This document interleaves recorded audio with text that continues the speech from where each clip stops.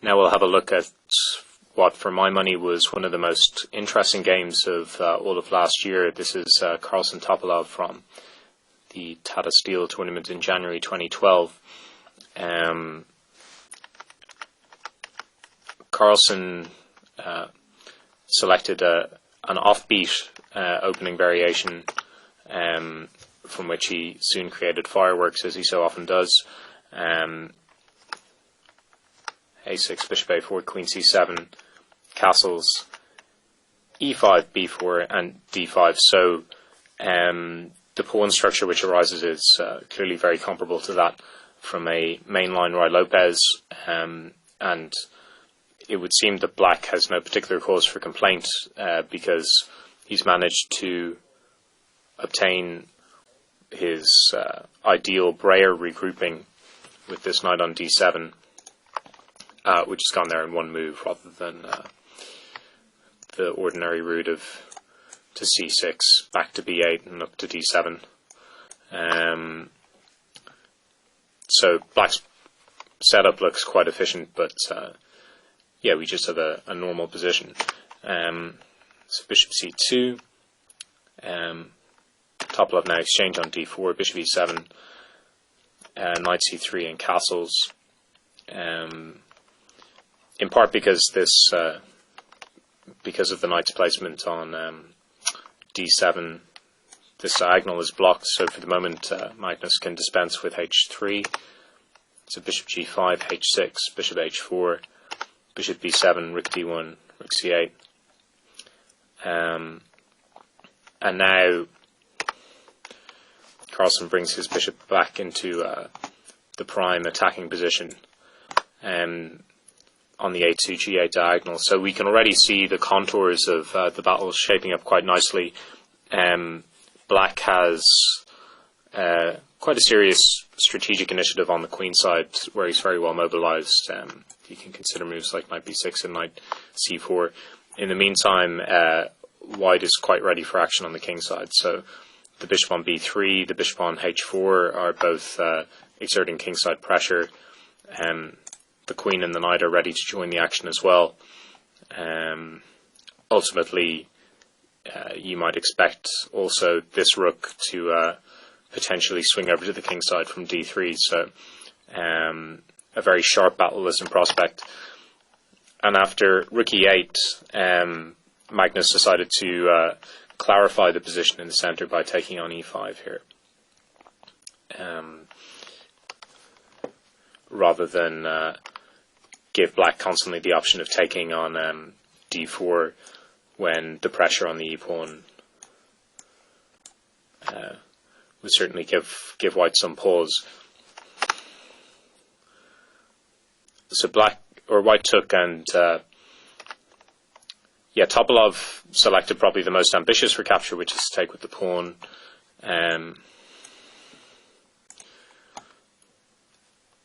Taking with the knight is perhaps also possible. But you could imagine, for instance, that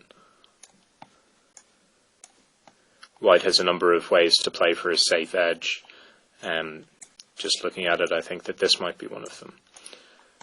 Bishop d5, which looks quite unpleasant for black, because after an exchange of bishops, this knight is going to occupy the d5 outpost very strongly. So Topalov recaptured with the pawn. Bishop g3 attacking the e-pawn and freeing the h4 square, which we'll see is important. Bishop f8 in order to protect the e5 pawn and prepare this knight tour on the queen side. And now after h3, knight b6, the position gets extremely sharp very, very quickly, which is quite remarkable given that it's a symmetrical pawn structure. It doesn't seem like very much is going on, but over the next few moves, we quickly reach a position which is basically entirely irrational, although it's brought about by very logical play. So Carlsen brings his knight to the f5 square. Topalov has to continue his counterattack because he's simply not geared up, I think, to defend passively on the king side. He's really committed his pieces to the queen side, and so has to continue his play on that side. Knight f5, knight takes b2. There was no real way to defend that pawn anyway. And bishop h4. So white's creating quite some serious threats on the king side. So all of these pieces are in prime attacking position. This knight, although it's very vulnerable, is also ready to join the attack. Bringing the queen in is slightly problematic at the moment, but once the knight gets eliminated, you could see that coming to g4. Now Topalov goes with, I think, the most principled approach, and one which it seems is the best, which is to simply take all the material on offer. It's kind of hard to bail out of this position by seeking to defend passively. Instead, he just starts eliminating attacking pieces. So knight takes d1, bishop takes f6, and knight takes c3 already gets rid of two of white's attacking pieces. And for the moment, it's true, black is a rook and a pawn up. In fact, he's going to be more material up in a minute, but it still doesn't quite end the game. So after white plays queen g4, bishop takes e4, just very logically bringing this bishop into the defense, so attacking the knight. The knight takes on h6, king h7, and bishop takes f7. And this position is one in which I think Topalov's decision to take on f7 is very understandable, but it's a position which I think Carlsen wouldn't have readily played against a computer, because ultimately it seems that white's attack would appear to be unsound. Certainly Ramirez suggests a line with bishop d3 when it just isn't immediately apparent what white has as a follow-up. There are other lines as well which are suggested by various engines, but bishop d3 I think is good enough. For instance, queen h5, knight e2 check, king h1 and knight f4, and there's no killer follow-up for white. For instance, bishop g8 check, king h8, knight f7, double check, misses the mark because of taking, and now this knight is vulnerable. So unfortunately it seems that perhaps Carlsen's approach wasn't completely sound, but it was crowned with success in this game. After queen takes f7, black isn't even worse really, but certainly the game takes on a new lease of life. f4 just trying to bring this rook into the battle. Bishop g6, and now f takes e5, so indirectly defending the knight. Instead, black bought his knight back, and now rook takes f6. So Carlsen is continuing in just remarkably enterprising fashion.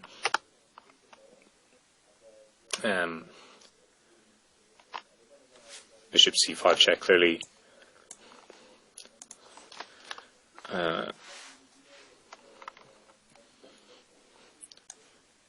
taking on f6 and allowing the white queen in is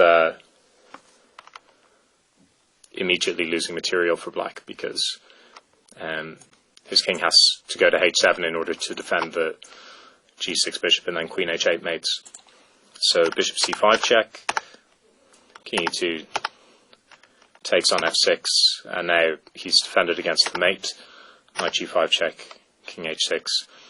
And now, rather than immediately forcing a perpetual with knight f7 check when king h5 runs into two mates, probably the nicer of which is this, Carlsen decides to play on. He can play on with effectively no risk here after knight e6. After knight e6, rook takes e6 is forced to defend g7 and g5. But here, white can play on with relatively little risk because black's king is so exposed. And Topalov, it seems, immediately goes wrong with bishop e7. Ramirez again suggests a5, simply to keep this pawn alive when there's nothing clear for white, and it's possible that he should just start repeating moves. But after bishop e7, there's now something to play for because there's no queenside counterplay anymore, based on a passed pawn. And after a few more moves, Carlsen managed to set up this very threatening pawn on e6.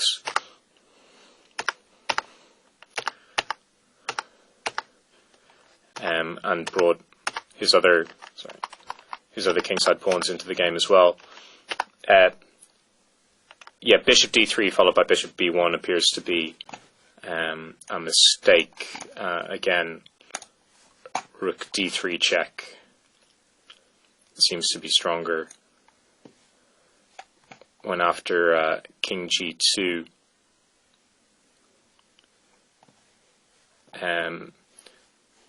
black can play rook d2 check. He can't take immediately on h4 because of e7 check, which wins. The king moves, then white takes on d3 and then promotes. But instead, if black starts at rook d2 check, then king g3 just repeats, and after king f3, black can safely take this pawn. Instead, bishop d3 and bishop b1 is very tempting, obviously, to try to eliminate this pawn and make something of an asset of this pawn. But it fails ultimately to a couple of continuations, including what was played in the game, which is h5. Bishop takes a2, queen e4, and now this bishop has been cut off from the defense, and suddenly all of these light squares are just too weak. And by bringing in his pawns to ever more threatening positions, Carlsen manages to conclude very nicely. So queen f4, and